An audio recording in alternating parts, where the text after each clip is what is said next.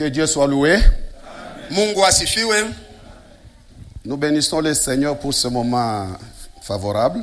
Tunambariki Mungu kwa ajili ya nyakati mzuri. Nous voulons écouter la parole de Dieu. Tunataka kusikia neno la Mungu. Je tiens d'abord par remercier Papa Gervais. Nataka kusema asante kwa Baba Gervais m'avoir accordé le temps de nous partager la parole de Dieu. kunipa na muda wa kugawanya neno la Mungu. Je dis merci à tous les serviteurs de Dieu. Nasema asante kwa watumishi wote wa Mungu. Je dis merci à toute l'église. Na nasema tena asante kwa kanisa yote mzima. Encore une fois, que le Seigneur vous bénisse. Mara tena Mungu awabariki. Il m'a été dit de parler sur le rachat par notre Seigneur Jésus-Christ. Iliombewa tuzungumuzie kuelekea ukombozi kupitia Bwana wetu Yesu Kristo. Je dis, nous avons commencé avec ce thème. Siku ya ine tulianza na kishina hiki. Et nous avons touché à des choses très importantes. Na tuligusa ku vitu vya maana kabisa. Et aujourd'hui, nous allons encore revenir sur le même thème. Na leo tunarudilia kwa kile kishina kimoja. Le rachat par notre Seigneur Jésus-Christ. Pitia Bwana wetu Yesu Kristo. En quelque sorte, maana yake nous allons parler sur les acquis de la croix. Tutazungumzia kwa vyenye tulipata kupitia msalaba. Na faida ya msalaba. Je vais demander à l'église. Nitaomba kanisa c'est d'être attentif. Ni kusikia mzuri. Parce qu'il y a de réalités spirituelles qui vont se passer. Kwa sababu kuna matendo ya kiroho itapitikana. Dieu va nous bénir. Mungu atatubariki. Surtout quand nous sommes sensibles à la parole de Dieu. Zaidi kama tunakuwa na usikivu kuneno la Mungu. J'ai un passage de la Bible. Nakuwa na andiko moja ya Biblia. Je voudrais que nous puissions d'abord lire ça. Nataka kwanza tuisome. Ça fait partie de mon introduction. Hiyo itakuwa katikati ya kiingilio changu. La volonté de Dieu pour l'église. Mapenzi ya Mungu kwa ajili ya kanisa. Vous savez, je vais vous dire une chose. Unajua nitawaambia kitu kimoja. Nous pouvons nous retrouver comme ça. Tunawezi kukutana hivi. Nous avons l'apparence comme si nous sommes dans l'unité. Tuna hali kama tuko mumoja. L'unité par rapport à notre présence physique. Umoja kufuatana na kuwepo kwetu kwa kimwili. Parfois l'unité sociale. Saa zingine umoja katikati ya hali ya kimaisha. Mais quelque chose peut se poser. Lakini kitu kimoja kinawezi kuweko. C'est sur l'unité spirituelle. Ni kuelekea umoja wa kiroho. L'unité spirituelle. Umoja wa kiroho se base sur beaucoup d'éléments. Nategemea juu ya maneno mengi. Je voudrais que nous puissions lire un passage. Nataka tusome andiko moja. Avant d'entrer dans notre thème du jour. Mbele ya kuingia mkishina kietu cha siku. Nous allons lire dans Ephésiens. Tutasoma katika Waefeso. Chapitre 4. Waefeso sura yake ya 4. Verset 4. Mstari wa 4. Commençons par là. Tuanzie hapo. Il y a un seul corps. Mwili ni mmoja. Un seul esprit. Na roho ni mmoja. Comme aussi vous avez été appelés à une seule espérance par votre vocation. Kama vile mlivyoitwa katika tumaini moja kwa mwito wenu. Il y a un seul Seigneur. Bwana ni mmoja. Une seule foi. Imani ni moja. Un seul baptême. Batizo moja. Verset 6. Sura ya un seul Dieu. Mungu ni mmoja. Et Père de tous. Naye ni baba wa wote. Qui est au-dessus de tous. Aliyekuwa juu ya yote. Parmi tous, en tous. Katika yote na ndani ya yote. Ça c'est la parole de Dieu. Hii ni neno la Mungu. Pourquoi? C'est ce que j'ai dit. Ndani ya. C'est ce qui est écrit. Ndani ya wote. Comme nous venons de le lire. Kama vile tunavyosoma. Selon ces passages. Kufuatana na andiko hii. Il y a 7 éléments. Kunakuwa vitu 7. Qui peut constituer l'unité spirituelle de l'église. vyenye vinawezi kutunga umoja wa kiroho wa kanisa. Je dis bien avant d'entrer dans mon thème du jour. Nasema vizuri mbele ya kuingia kukishina changu cha siku. Je voulais toucher ça. Nilipendelea kugusa hii. Ça va nous faire encore du bien. Na tena itatufanizia mema. On nous parle ici wanatuzungumzia hapa que si réellement nous sommes dans un corps, kama kweli kweli tuko mumwili, dans un seul corps, mumwili mmoja. Or le seul corps c'est l'église. Na mwili mmoja ndio kanisa. Il faut encore aller à avoir aussi un seul esprit. Inabidi tena tuwe na roho mmoja. Toujours dans le même passage. Mpaka mwili andiko moja. D'abord le seul corps, kwanza mwili mmoja, qui est l'église, iliyokuwa kanisa. Deux, le seul esprit. Ya pili ni roho moja. Trois, ya tatu seule espérance. Tumaini moja. Quatre, ya nne un seul Seigneur. Bwana moja. Cinq, ya tano une seule foi. Imani moja. Six, ya sita un seul baptême. Ubatizo moja. Sept, ya saba un seul Dieu. Mungu mmoja. Alors si réellement hapo kama kweli ces éléments sont constitués en vous, viungo hivi vinakuwa ndani yenu et en moi, na ndani yangu, c'est que nous sommes unis. maana yake tunakuwa mmoja. Est-ce que vous comprenez? Unaelewa? Parce que deux fois, kwa sababu saa zingine il y a des gens, nous venons à l'église, nous avons un seul Dieu. Watu wengine tunakuja kukanisa tuko na Mungu mmoja. Mais ce qui concerne maintenant la foi, lakini mwenye kuelekea imani, chacun a sa manière de croire. Kila mmoja anakuwa na namuna yake ya kuamini. Alléluia. Amen. Non, moi je crois comme ça. Na mimi ninaamini hivi. Moi pour la délivrance c'est comme ça. Mimi kwa ajili ya ufungulivu ni hivi. Mais la pensée de Dieu, nayo fikiri yake est Mungu, que nous ayons ni ya kama tuwe la même église comme on est ensemble, kanisa moja kama vile tuko avoir pamoja, le même esprit, na kuwa na roho mmoja, avoir aussi la même foi. na kuwa pia na imani moja. Est-ce que réellement nous sommes unis dans la même foi? Napo kweli tuko wenye kukusanyika muimani moja. Et dans la Bible, la foi na katika Biblia imani n'est pas seulement la foi salvatrice. haiko tu ile imani ya kuokolewa. On peut parler de la foi comme étant le principe et la base même de la doctrine chrétienne. Tunawezi kusemezea imani kama vile msingi mwenyewe wa dini ya Kikristo. Est-ce que nous sommes dans une même foi? Na hapo kweli sisi sote tuko muimani moja. Est-ce que nous prêchons la même doctrine? Na tunahubiri dini moja. Parce que deux fois nous avons le même Dieu. Kwa sababu saa zingine tuna Mungu Nous mmoja. avons le même esprit. Tuko na roho mmoja. Mais quand il faut toucher les enseignements, lakini kuelekea mafundisho, il y a des gens qui quand on prêche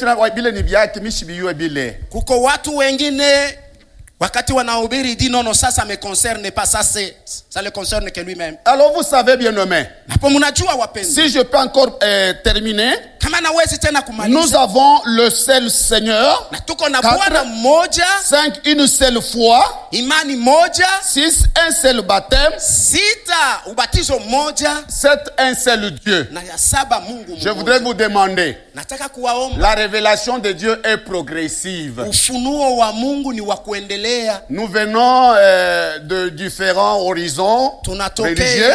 Manjia mbalimbali ya kidini. Chacun a appris des histoires de sa manière. Kila mmoja alijifunza mnamuna yake. Et la base c'est concentrer sur le Seigneur Jésus-Christ. Na msingi ni kuangalia tu Bwana wetu Yesu Kristo. Pourquoi j'ai donné ce passage? Kwa nini nilileta kipindi hiki cha Parce que ce que nous allons parler kwa sababu yenye tutazungumzia sur le rachat kuelekea ukombozi par le Seigneur Jésus-Christ, kupitia Bwana Yesu Kristo, ça fait partie des fondamentaux de la doctrine chrétienne. Iko katikati ya ile misingi ya dini ya Kikristo. Il y a des gens qui croient autre chose. Kuko wengine wanaamini vitu vingine. Vous savez, najua nous avons parlé sur les rachats la semaine. Zungumuzia ukombozi mjuma. Nous revenons encore sur le rachat. Tunarudilia tena kukombozi. Et nous voyons, nous avons l'optique biblique sur les rachats selon Jésus-Christ, comme notre thème le démontre. Nasi tuna ono yetu ya kufuatana na Biblia kama vile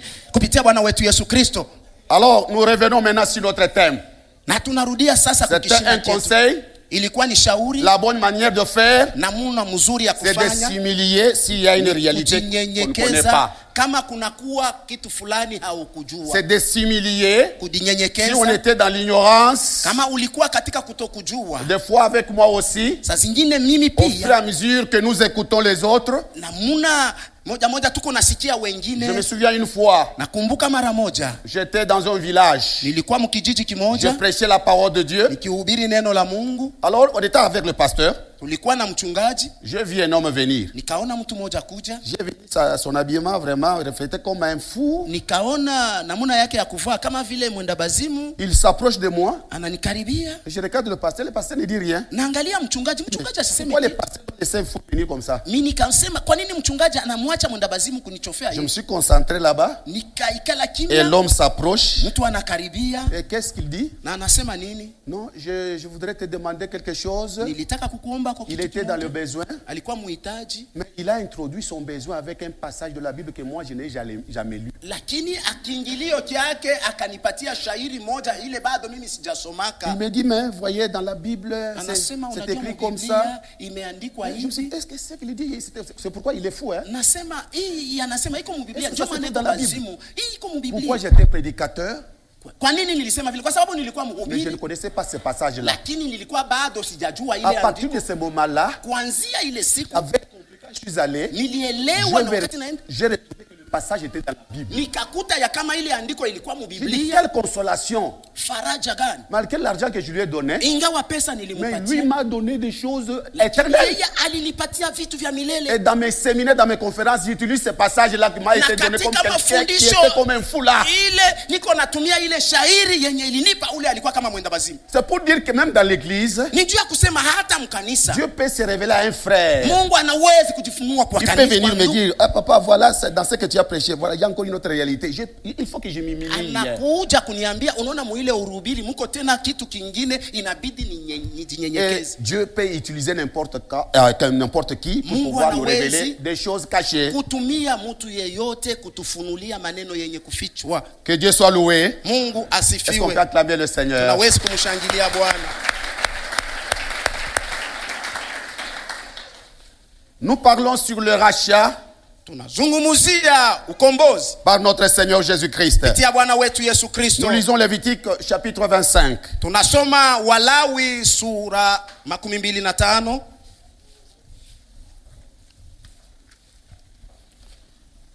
Lévitique chapitre 25, Walawi sura 25. à partir du 25e verset, on descend jusqu'au 28e. Kuanza kumustari 25 mpaka mustari 28. Nous lisons. Tunasoma, Si ton frère devient pauvre na ikiwa ndugu yako amekuwa masikini et vend une portion de sa propriété, na anauzisha sehemu ya urithi wake, c'est lui qui a le droit de rachat. alafu mwenye kuwa na haki ya ukombozi,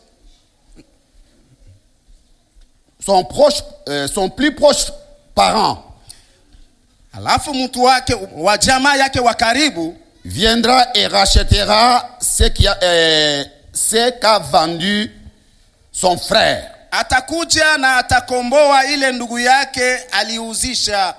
Verset 26. Shairi 26. Si un homme n'a personne qui ait le droit de rachat, Na kama mtu hana na mtu kwa kukomboa, et qu'il se procure lui-même de quoi faire son rachat, na mwenyewe amepata mali ya kutosha kwa kukomboa, il comptera les années depuis la vente alafu atahesabu miaka kwanza wake kwa kuuzisha, restituera le surplus à l'acquéreur na kurudisha hii iliyokuwa ya juu kwa mwenyezi, et retournera dans sa propriété. naye atarudi kwa urithi wake. Soulignez le verset 28. Mkato kwa mstari. S'il ne trouve pas de quoi lui faire cette restitution, Lakini kama asipate ya nini anawezi kutoa kwa ajili ya kurudisha, ce qu'il a vendu restera entre les mains de l'acquéreur jusqu'à l'année du jubilé. halafu ile aliuzisha itabaki mkono mwake aliyenunua hata mwaka wa yubile. Au jubilé, na kwa yubile il retournera dans sa propriété atatoka naye atarudi kwa uriti wake, et l'acquéreur en sortira. naye mwenye alinunua atatoka. Que Dieu bénisse sa parole. Mungu abariki neno lake. Nous allons parler Tutazungumzia du jubilé, yubile, le rachat par notre Seigneur Jésus-Christ. kombolevu kupitia Bwana wetu Yesu Kristo. Mais nous allons parler sur le jubilé. Lakini tuzungumzie ile yubile. Le jubilé est lié aussi au rachat. Yubile nayo inambatana na ule ukombozi. Alors nous allons commencer dans le contexte de l'Ancien Testament. Nasi tutaanzia muile hali ya Agano la Kale pour comprendre le mot jubilé. ili tupate kuelewa ile tamko yubile. Et nous allons faire un voyage jusque dans le Nouveau Testament. Na tutafanya safari yetu mpaka muagano jipya. Le jubilé, Yubile dans le vocabulaire biblique, le mot jubilé katika ile matamko ya kibiblia, ile tamko yubile est pris dans le contexte de la loi de Moïse. inachukuliwa katika hali ya sheria ya Musa, dans Lévitique que nous venons de lire. katika Walawi mwenye tunatoka kusoma. Alors le jubilé, le mot jubilé Nayo tamko yubile signifie corne. maana yake pembe. Corne, corne. Pembe. Oui. Alors maintenant, ou trompette. Au tarumbeta.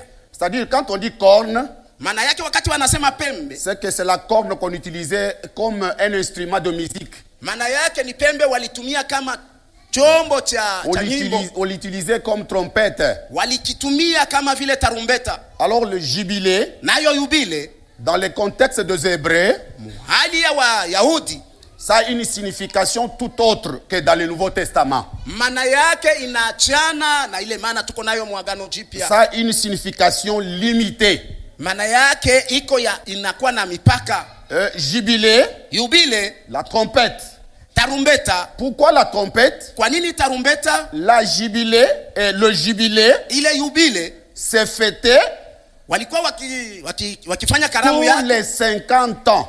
kwa ajili ya miaka 50. Je dis bien 50 ans. Nasema miaka On 50 fêtait le jubilé. walikuwa wakifanya sherehe ya yubile. Alors je vais vous faire comprendre dans la Bible deux choses. Nataka kuwasaidia kuelewa vitu viwili katika Biblia. Si le jubilé kama yubile était exécuté tous les 50 ans, ilianza kufanywa kisha miaka yote 50, alors on peut revenir aussi avec le 50 jours. na wanaweza kurudia pia pa masiku 50. Dans la Bible, katika Biblia le 50 jours, ile masiku 50, donc 50 jours après la Pâque, on célébrait ce qu'on appelle la Pentecôte. Malaki masiku 50 kisha Pasaka walikuwa wakisherehe ile ya Pentecoste. Donc 50 jours après la Pâque, c'était la Pentecôte. Masiku 50 kisha Pasaka ilikuwa ni Pentecoste. Et quand on parle de 50 ans, là on parle du jubilé. Na wakati wanasemezea miaka 50 maana yake ni yubile. Et dans la Pentecôte, na katika Pentecoste, le mot Pentecôte tamko Pentecoste signifie tout simplement 50e. maana yake ya 50. Le mot Pentecôte signifie 50e. Pentecoste maana yake ya 50. Et c'était la fête juive. Ilikuwa ni karamu ya Kiyahudi. Et quand on parle du Saint-Esprit, na wakati wanasemezea Roho on Mtakatifu, dit au jour de Pentecôte, c'est-à-dire qu'à l'occasion de la Pentecôte, c'est lors que le Saint-Esprit était descendu. wanasema ni siku ya Pentecoste, maana yake ni ile siku Roho Mtakatifu alishuka. Donc la Pentecôte était la fête juive. Maana yake Pentecoste ilikuwa ni karamu ya Kiyahudi. Alors le pentecôtisme a transformé cela parce que c'était à l'occasion de la venue du Saint-Esprit. Na hayo dini ya Kipentekoste inaigeuza hiyo kwa sababu ilikuwa ndiyo siku ya kushuka kwa Roho Mtakatifu. Alors moi je reviens maintenant sur le 50e jour. Mimi nataka nirudilie 50e année. Mwaka wa 50. On l'appelle aussi année jubilaire. Nao pia waliuita mwaka wa yubile. Cette année jubilaire, ule mwaka wa yubile, c'était pour le rachat. ilikuwa kwa ajili ya ukombozi. Je vais d'abord vous montrer comment, nataka niwaonyeshe je, parmi les Hébreux, katikati ya Wayahudi, avant 50 ans, on sonnait des trompettes. mbele ya miaka 50 walikuwa wakililisha mastarumbeta, comme pour avertir à tout le monde ili wapate kujulisha watu wote. Le temps est arrivé Na wakati umefika pour le rachat. juu ya ukombozi. Donc le jubilé c'était le rachat. Maana yake yubile ilikuwa ni ukombozi. Et c'était la rédemption. Ilikuwa ni kule kukombolewa. Et c'était la restauration. Ilikuwa ni kule kurudishwa upya. Mais suivez-moi bien. Lakini munifuate vizuri. Avec le jubilé, Pamoja na yubile parmi le peuple d'Israël, katikati ya wana wa Israeli, c'était la rédemption ilikuwa ni kule ukombozi. qui était limitée aux choses matérielles. Ilikuwa tu kuelekea vitu vya kupapasa. C'était seulement le physique. Ilikuwa tu ni vitu vya kuonekana. Comment ça se faisait? Namna gani ilikuwa ikipitikana? Si quelqu'un Kama mtu a vendu une terre, aliuzisha kipindi cha il udongo, n'avait pas de possibilité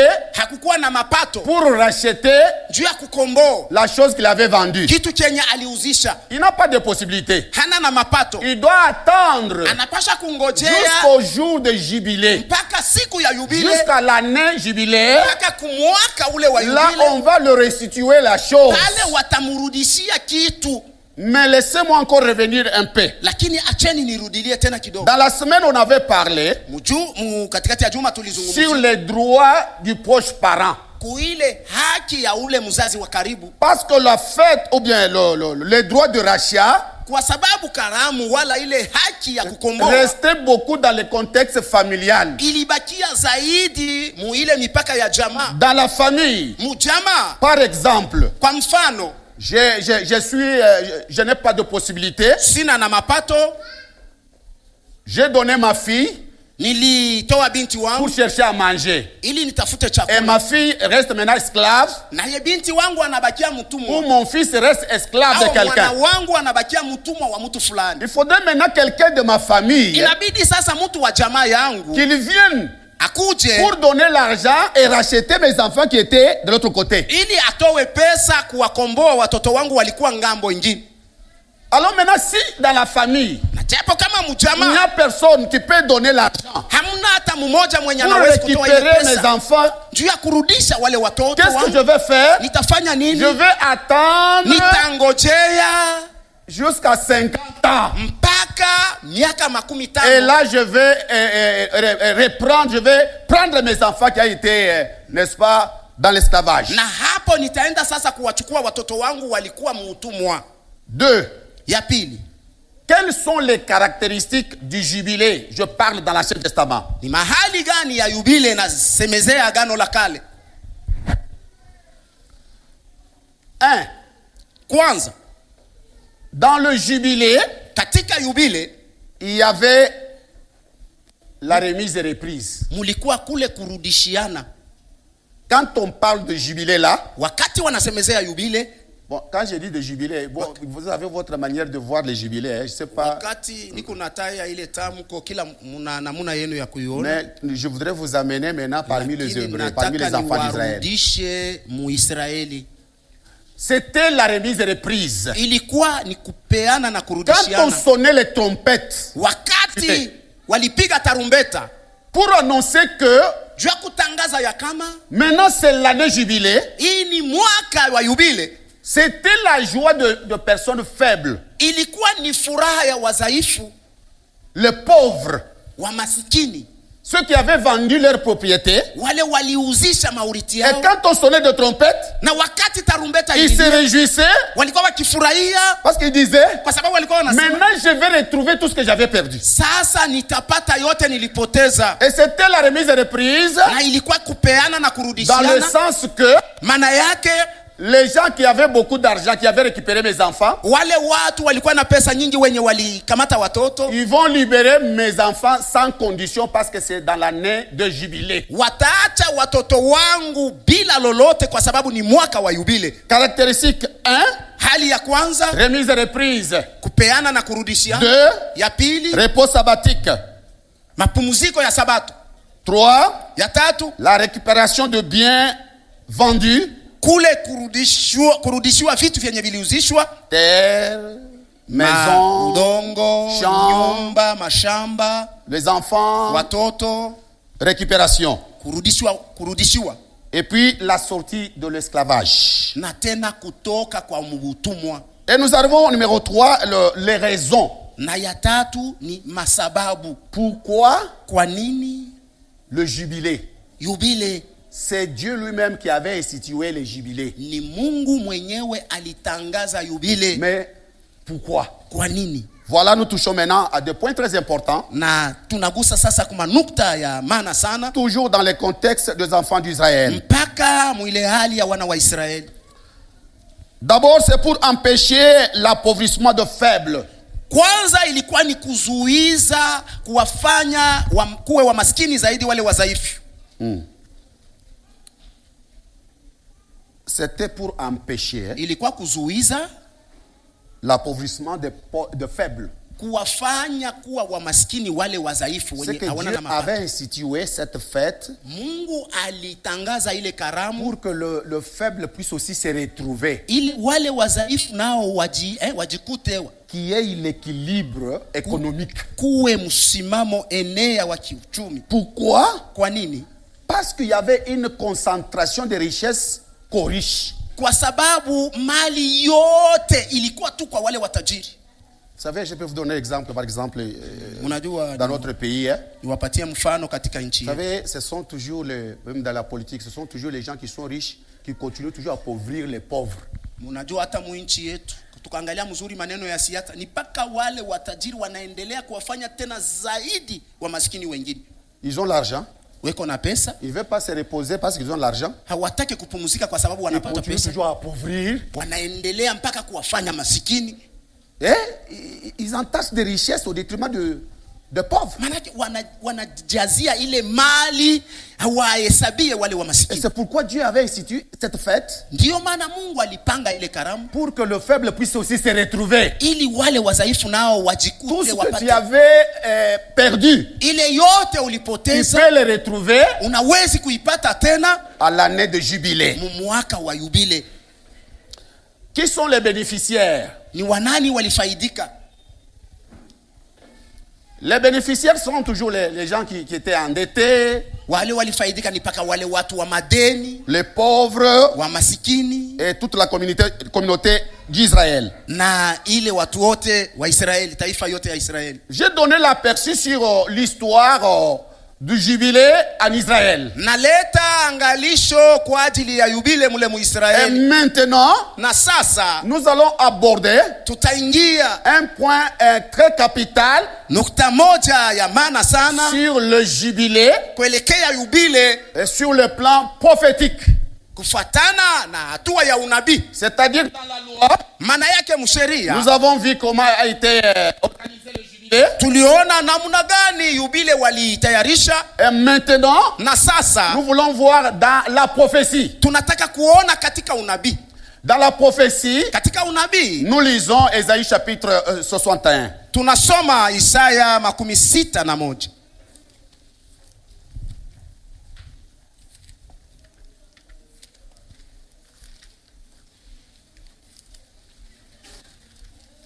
Ésaïe 61.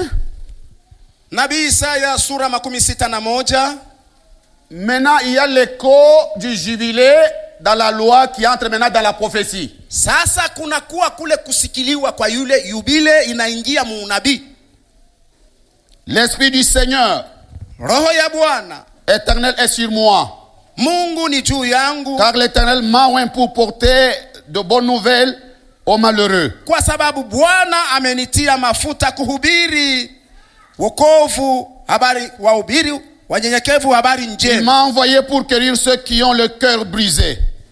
Alinituma kuwaponyesha wenye kuwa na mioyo yenye kuvunjika. Pour proclamer aux captifs la liberté. Kuwatangazia wafungwa uhuru wao.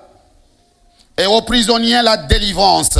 Na wale wafungwa ufungulivu wao. Verset 2, pour publier une année de grâce de l'Éternel.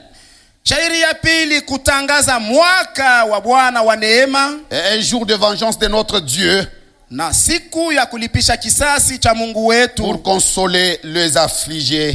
Kuwafariji wenye kuomboleza. Et si nous allons verset 3. Tuenda kushairi ya tatu. Pour accorder aux affligés de Sion. Kuwawekea wenye kuomboleza katika Sayuni. Pour leur donner un diadème wapewe kilemba au lieu de la cendre, kilemba cha kupambwa pahali pa une majivu, huile de joie mafuta ya furaha au lieu du deuil, pahali ya kuomboleza, un vêtement de louange vazi la sifa au lieu d'un esprit abattu, pahali pa roho ya uzito, afin qu'on les appelle les térébintes de la justice. ili wapate kuwaita miti ya haki, Une plantation de l'Éternel pour servir à sa gloire. iliyopandwa na Bwana ili itukuze jina lake. Que Dieu soit loué. Mungu asifiwe. Maintenant, sur le plan prophétique, Sasa muatua ya kiunabii, le jubilé prend une autre dimension. ile yubile inaingia muatua ingine, Et la dimension sur le plan prophétique, na ile hatua muhali ya unabii, on nous montre comment le jubilé qui a été organisé parmi le peuple d'Israël dans la loi, wanatonesha gisi gani ile yubile ilipangwa musheria. on explique comment cela va venir aussi dans le temps messianique. Wanatufasiria gisi gani itakuwa sasa wakati wa Masia. Vous savez, Esaïe, Mnajua Isaya c'est un prophète messianique. alikuwa ni nabii wa Masia. Pourquoi messianique? Kwa nini wa Masia? Parce qu'il a prophétisé beaucoup plus sur Jésus-Christ, Kwa sababu alitabiri mingi sana juu ya sur Yesu Kristo, sa naissance, juu ya kuzaliwa sur son kwake, ministère, juu ya huduma wake, et sur l'œuvre accomplie à la croix. na juu ya kazi yake kumsalaba. Esaïe a beaucoup parlé sur ça. Isaya alisemezea kabisa juu ya hiyo, On l'appelle le prophète messianique. na wanamuita nabii wa Masia. Ici, il prophétise Hapa anatabiri sur le jubilé. kuelekea yubile, Comment doit se faire le jubilé? namna gani yubile itafanika. Alors, Esaïe, il prend des choses comme si c'était lui, mais ce n'était pas lui. Isaya alibeba maneno kama ni yeye, lakini haikukuwa Il yeye. parlait de Jésus-Christ. Alikuwa akisemezea Yesu Kristo. Il voyait c'est quelque chose qui allait arriver après. Aliona ni maneno gani ilipasha kufika nyuma. Il était un pont spirituel Alikuwa kama kilalo cha kiroho pour prendre les choses de la loi kuchukua vitu vya sheria et les transmettre maintenant dans la nouvelle alliance na kuvitambukizia muagano jipya par la prophétie. kupitia unabii. C'est pourquoi il a dit, Ndiyo maana alisema l'Esprit du Seigneur est sur moi. Roho wa Bwana ni juu yangu. Ce message que nous lisons dans Luc chapitre 4, Ujumbe huu tunasoma katika Luka sura 4. c'était une citation d'Ésaïe. Ilikuwa ni misemo Isaya alisema. C'est quelque chose qu'Ésaïe lui-même avait prophétisé. Ni maneno Isaya alitabiri. Il avait parlé ça d'une manière prophétique Alisema munamuna ya unabii sur ce qui arrivera. kuyenye ilipasha kufika. Mais laissez-moi vous dire une chose. Lakini acheni niwaambie kitu Nous kimoja. avançons avec notre voyage. Tunaendelea msafari yetu. Nous entrons maintenant dans le Nouveau Testament. Tunaingia katika agano jipya. Le temps de la grâce. Wakati wa neema. Le temps de la grâce. Wakati wa neema. Quand on parle du temps de la grâce, wakati tunasemezea wakati wa neema, on fait allusion à l'âge messianique. Tunasemezea wakati wa Masia. C'est le temps où le Messie prend les choses en main. Ni wakati sasa Masia anachukua maneno binafsi. Là, nous allons voir maintenant le jubilé, comment ça se passe dans la nouvelle alliance. Pale tunaona gizi gani yubile inapitikana muagano jipya. C'est toujours le rachat, Ni paka ukombozi, mais qui monte à une dimension extraordinaire. lakini inapanda muatua ya mastajabu. Alléluia. Amen. Luc chapitre 4, Injili ya Luka sura yake 4 verset 18 à 19. mstari 18 mstari 19.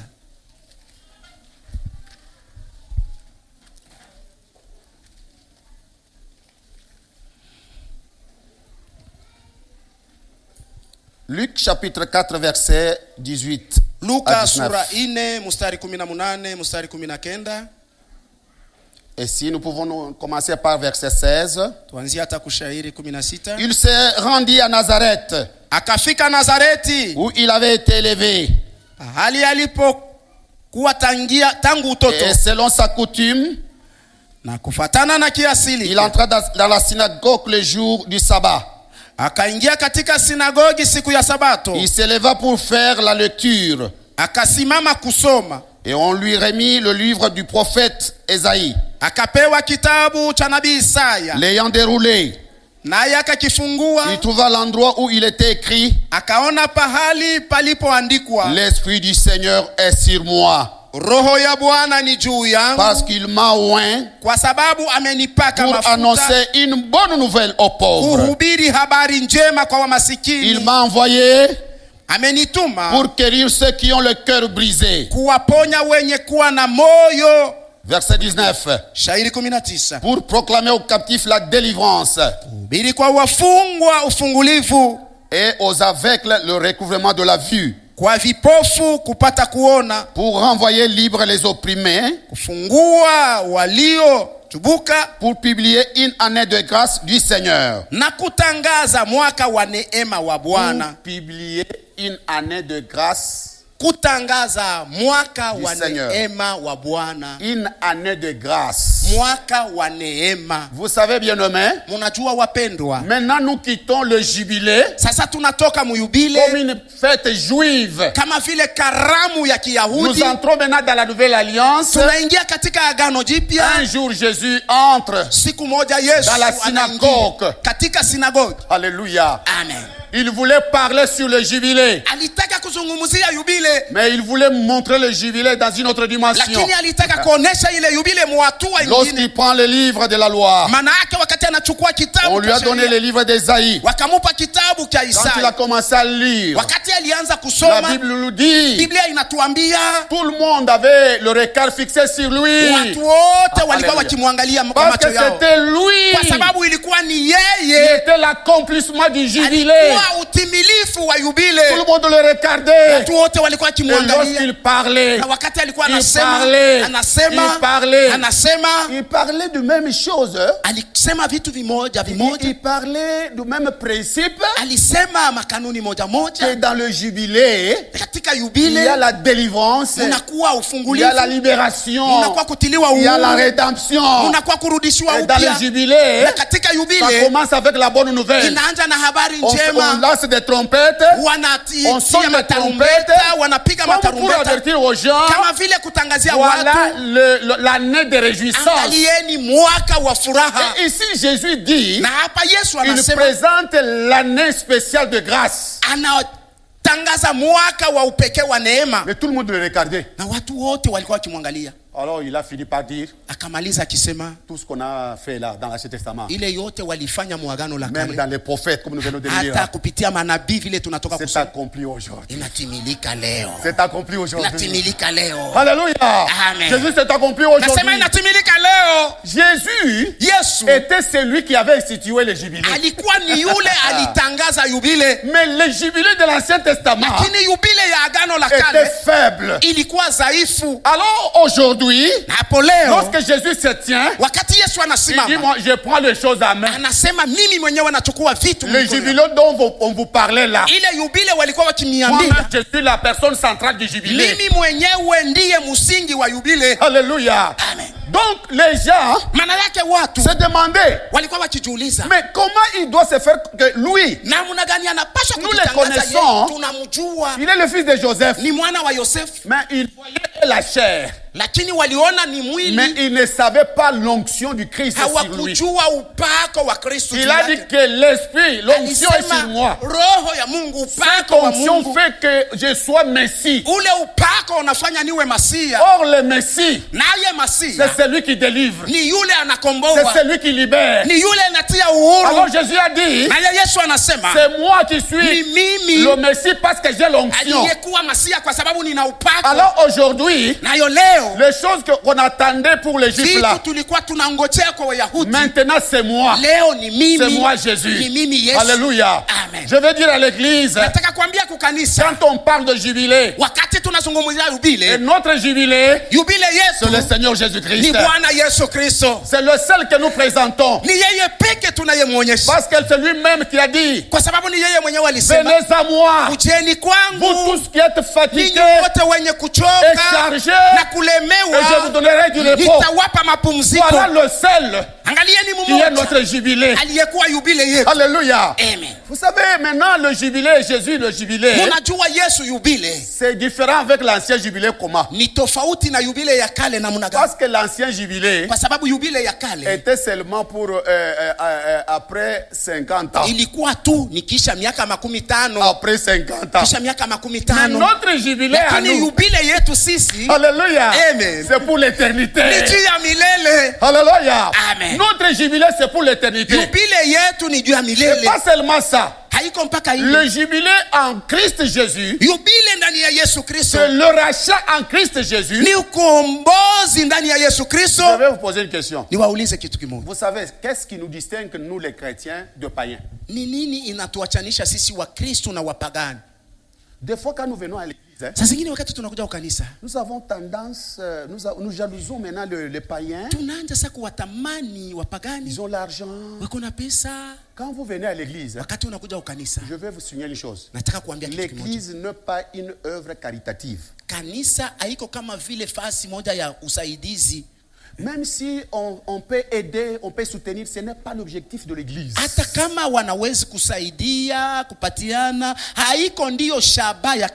Il y a des gens qui sont dans l'église parfois pour bénéficier de telles choses. Ce n'est pas mauvais.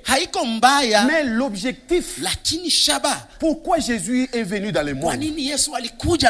Le but était, la Bible dit que Dieu a tant aimé le monde, il a envoyé son fils pour commencer à distribuer des pains. C'est ça, hein? Pour donner l'argent aux gens, hein? Mais c'est pour nous donner la vie pour l'éternité. Alors maintenant nous devons avoir cette vision-là. Alors je voudrais dire ceci.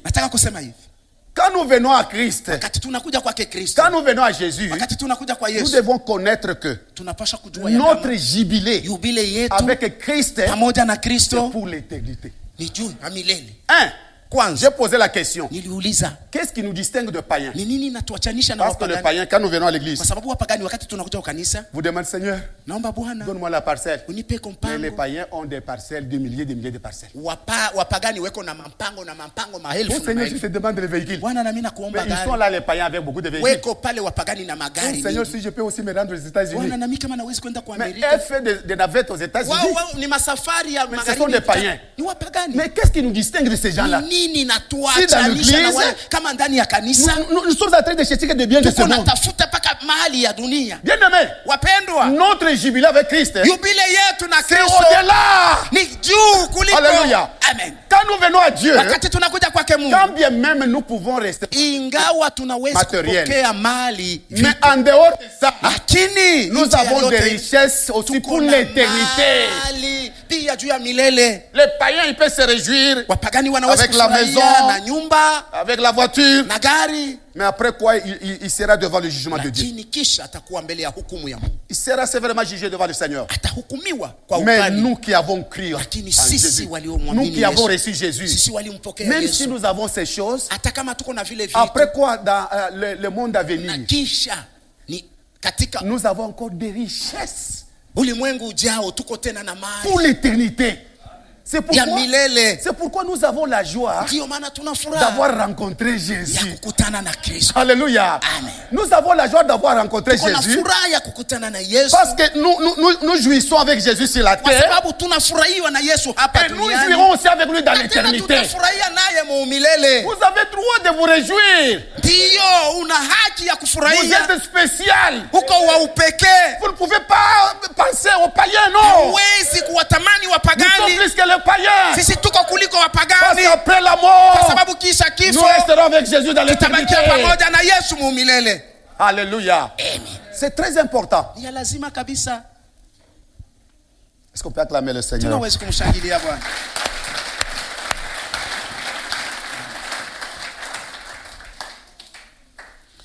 Nous allons toucher maintenant sur la signification liée au temps de la grâce.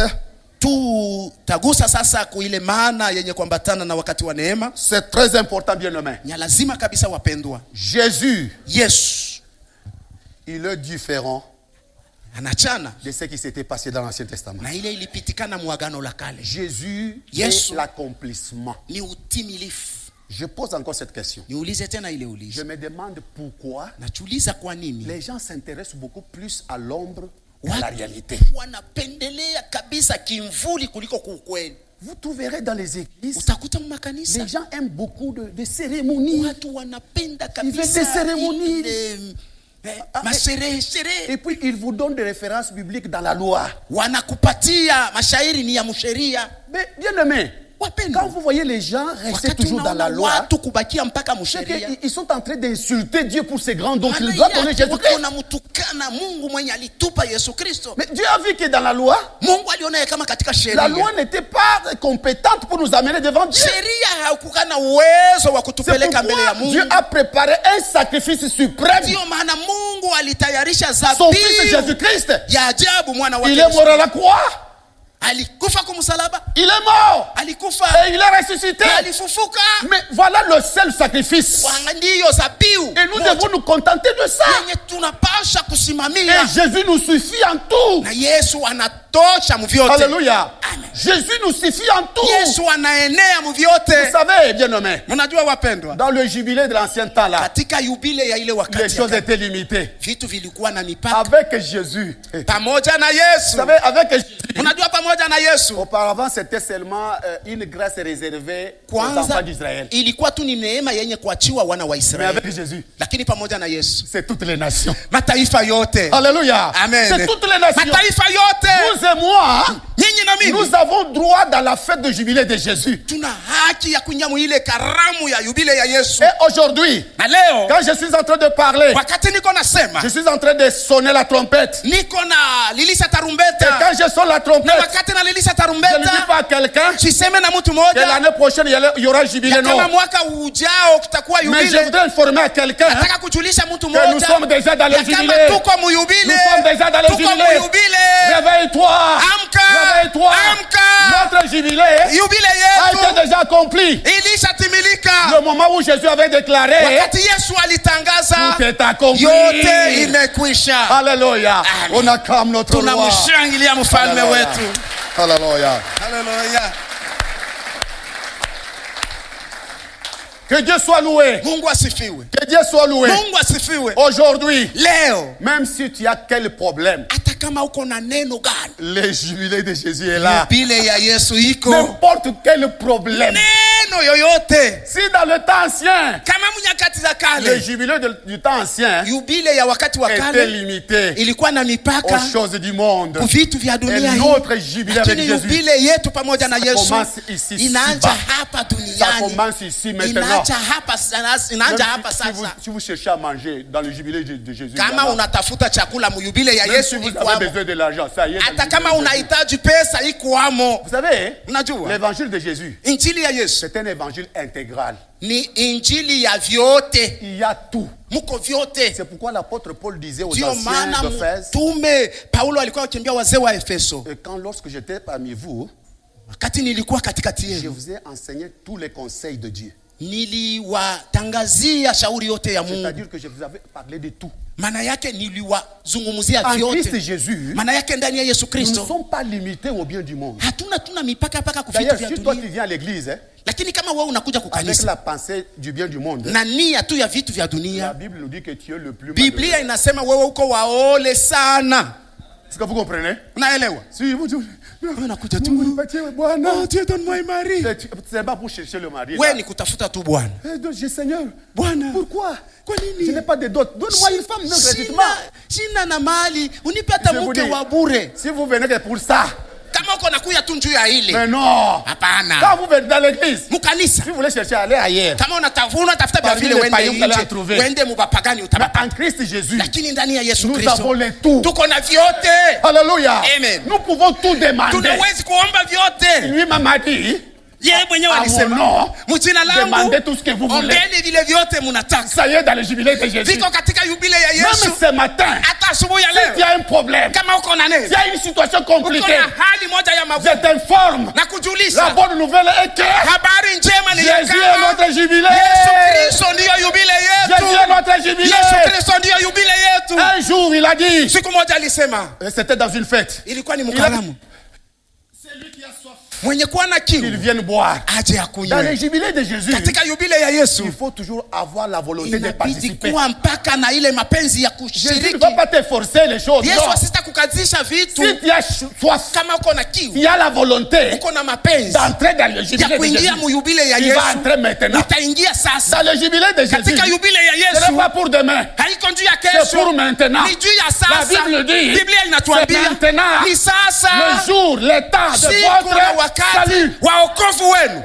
Demain, kesho. Demain, ni kesho. Quand? Aujourd'hui, maintenant même. Sasa hivi. C'est que quand tu écoutes la parole là, si tu ouvres ton cœur, kama unafungua moyo wako, Seigneur, unasema Bwana, je voudrais entrer dans le jubilé de Jésus. Niingie mu yubile ya Yesu. Utaingia humo na utacheza. Tu vas danser. Utacheza. Je t'informe. Na kujulisha. Avec Jésus. Pamoja na Yesu. Alléluia, l'épanouissement. Oh, muko kule kuji. Avec Jésus. Vous savez quand Jésus a promis que lui est la vie abondante. C'est à tous les niveaux. La vie abondante, c'est à tous les niveaux. Est-ce que tu as besoin de la vie abondante? Vous savez bien nommé. Il y a une chose que je veux vous dire. Il y a des gens, on vous a trompé. Il y a même des gens qui viennent à l'église. Ils sont des sorciers. Ils viennent à l'église non pour chercher la grâce de Dieu, mais pour chercher quelques membres de l'église. Faire un comité de sorciers dans l'église. Ils commencent maintenant à créer des histoires. Au moment où les gens veulent écouter la parole de Dieu, ils créent les sommeils. Alors maintenant, ils sont là. Ils commencent maintenant à lancer des flèches. Faire de n'importe quoi. Mais je vous informe, dans l'église où Jésus est là, ils n'ont pas droit de faire quelque chose. Alléluia. Parce que Jésus est présent. Et la deuxième chose, il y a des gens qui viennent à l'église, on vous a trompé avec des amulettes. Il y a les histoires là. Oreilles. On t'a trompé avec les mouchoirs, je ne sais pas quel mouchoir. On t'a fait avaler les histoires. Tu vois, pour protéger ton mariage, je te fais ces histoires. Ce n'est pas de la fétiche. Ce sont toujours des histoires. Ils ont ça des histoires. Tu vois, tu verras que ton mari, tout ce que tu diras, il va obéir. Tu as ces histoires-là. Tu es là. Tu pratiques ça. Ton mari mange. Tu viens avec cette histoire, tu mets dans les aliments là. C'est parmi aussi les chrétiens. Les soi-disant chrétiens. Je t'informe, on t'a trompé avec de fétiches. Oh, tu vois, dans la société, si tu n'as pas des histoires, on va te chasser. On t'a fait ces histoires. On t'a trompé. Je te dis, aujourd'hui, tu entres dans le jubilé. Mais viens déposer ces histoires. Même si tu as la bague, tu es enseignant, tu es professeur, tu as travaillé n'importe où, on t'a trompé avec des chaînes, avec de la bague. On voit quelqu'un vers la bague, on croit peut-être que c'est pour le mariage. Pourtant c'est un lien démoniaque. Et quand il vient à l'église, c'est le premier à danser. Jésus est vivant, Jésus est vivant. Mais ici, il y a déjà un lien du diable. Je t'informe, Yesu anakuita asubuhi ya leo, anakuambia c'est le temps de jubilé, ni wakati wa yubile, c'est le temps de récupération, ni wakati wa kurudishwa upya. Si tu veux trouver la paix, kama unataka la kupata joie, salama, furaha, uja mbele ya Bwana, uje utoe hiyo hapa. Le Seigneur t'appelle. Bwana anakuita. Il dit, anasema, venez à moi. Kujeni kwangu. Vous tous qui êtes fatigués, nyinyi wote wenye kuchoka, je vous donnerai le repos. Nitawapa mapumziko. La deuxième chose que je vais souligner encore. Kitu cha pili tena nitatia mkazo. Vous savez, la Bible dit toujours que le fils prodigue était perdu, il était parti ailleurs. Biblia inasema mwana mpotevu alipoteaka akaenda. Lui était perdu parce qu'il était parti ailleurs, n'est-ce pas? Mais le fils aîné qui était resté là, lui était perdu, bien il était de la maison. Non, non, on fait toujours allusion au fils prodigue, n'est-ce pas? Kila mara tunasemezaka paka ole mwana mpotevu alienda. Il était perdu. Yalipoteaka. Mais le fils qui était resté là. Lakini mwana mwenye alibakiaka huko. Il était là, mais il était aussi perdu. Alikuwa mule lakini mwenye kupotea. Parce que nous voyons un temps où le père avait organisé la fête. Il a insisté, viens entrer dans le refusé. Kwa sababu wakati baba alipanga karamu anamuita, si ukuje uingie, anakatala. Il ne voulait pas, il était aussi perdu. Alikuwa anakatala na yeye alikuwa mwenye kupotea. C'est que même dans l'église, maana yake hata mkanisa, il y a aussi le perdu dans l'église. Mko benye kupotea lakini mkanisa. Quand même nous pouvons aller évangéliser ailleurs en prison. Ingawa tunaweza kwenda kuhubiri kwingine. N'oublions pas aussi les aînés qui sont perdus dans l'église. Tusisahau wale watoto wa kwanza wenye kupotea mkanisa. Je les informe na wajulisha que dans la maison de Dieu, dans la maison de Jésus, il y a le jubilé. Veuillez aussi entrer. Vous devez vous repentir sincèrement. C'est dangereux avec les aînés dans l'église. Ils sont perdus. Mais ils se croient être là. Mais ils sont perdus. Il a sa Bible, mais il est perdu. Il s'appelle apôtre, mais il est perdu. Moi, je suis archevêque. Ah, mais il est perdu. Nous avons des aînés qui sont perdus dans les églises. Alors, le message de Jésus n'est pas seulement pour ceux qui sont perdus en dehors. Il a fait des années dans l'église, mais tout en étant perdu. Tu n'as jamais reçu Jésus dans ta vie. Tu n'as jamais abandonné les fétiches. Toi-même, tu donnes même les versets. L'impédicité, n'en parlons même pas. Toi, tu as toujours des versets de David, de consorts. Ce sont les gens qui sont perdus dans l'église, qui sont très dangereux. Très dangereux. Ils ont des versets appropriés pour ça. Pour se justifier. Alors, je voudrais demander, même parmi les chantres, ils peuvent être là aussi, attention. Vous pouvez chanter la gloire de Dieu, mais tout en étant perdu. Mais pour entrer dans le jubilé de Dieu, il faut se décider aujourd'hui. Ce matin,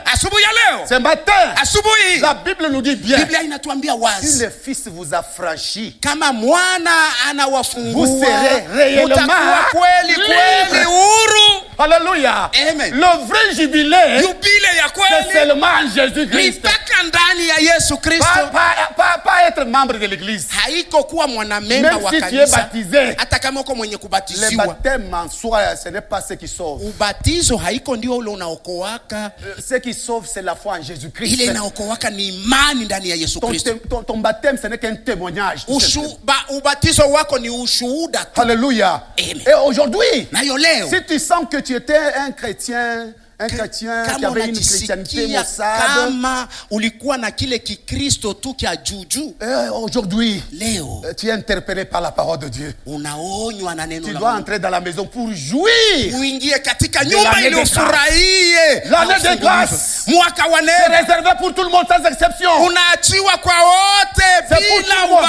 Les gens de toutes les tribus, de toutes les langues. Même si ton problème a duré, mais quand tu entres auprès de Jésus, la solution est là. Parce que Jésus non seulement nous donne la richesse matérielle, mais Jésus nous délivre du péché et de la mort. Dans Romains chapitre 8, premier verset, la Bible dit, il n'y a aucune condamnation pour ceux qui sont dans l'église du champ de Dieu. Je me suis trompé, hein?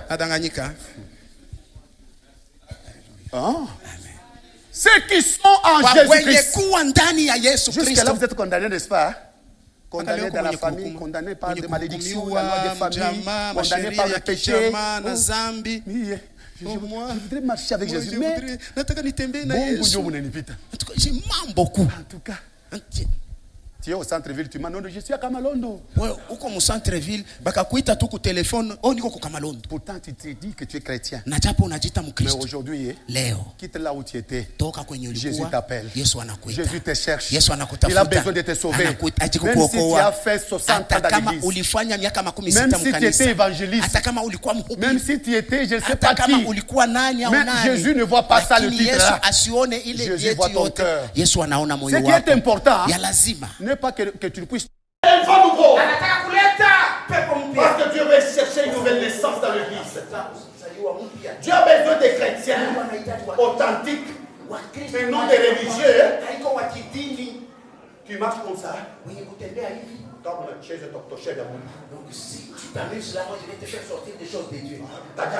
Je vais abandonner les choses de Dieu. Quelqu'un disait, j'arrivais à l'église. Je n'ai pas donné quoi, les frappes comme offrande. Misikutosha makofi yangu mimi naitoa kama sadaka. Voilà. Là, ces gens, ils sont encore là.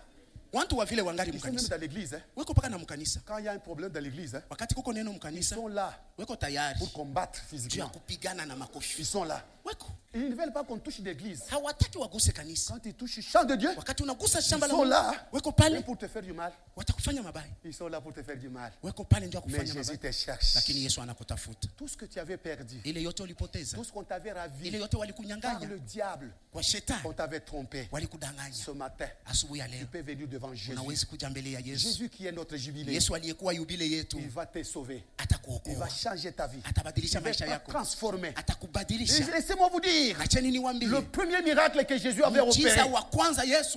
C'était quel miracle? Ilikuwa ni muujiza gani? Le miracle, c'était le miracle de transformation. Ilikuwa ni muujiza wa mabadiliko. Quand Jésus entre en votre vie, wakati Yesu anaingia maisha yako, il va commencer par le premier miracle. Atanja kwanza kwa pour transformer ta vie. Badilisha maisha. Et ce matin, na asubuhi ya leo, si tu acceptes kama unaitika que Jésus entre dans ta vie, Yesu aingie maisha yako, les choses vont changer. Vitu vitabadilika. Je ne dis pas demain. Siseme kesho. Je ne dis pas les après-midi. Siseme magharibi. Nasema sasa hivi. Unachukua mpango, unasema en tout cas, je dois abandonner les choses passées. Avec Christ, pamoja na je m'abandonne. Parce que c'est lui qui est mort pour moi. Kwa sababu yeye ndiye. C'est lui qui a donné sa vie pour moi. Kwa ajili yangu, kutoa uzima wake kwa ajili yangu. Je m'abandonne à lui. Ninajiacha mikononi mwake. Tu peux implorer la grâce. Naweza kupata neema. Le jubilé de Jésus. Yubile ya Yesu. C'est le pardon. Ni huruma. Le jubilé de Jésus. Yubile ya Yesu. C'est le pardon du péché. Ni huruma. C'est la délivrance. Ni ufungulivu. Il y a de richesses. Muna mahali. Est-ce qu'on peut se mettre debout? Tunaweza kusimama. On peut se mettre debout. Tunaweza kusimama. Si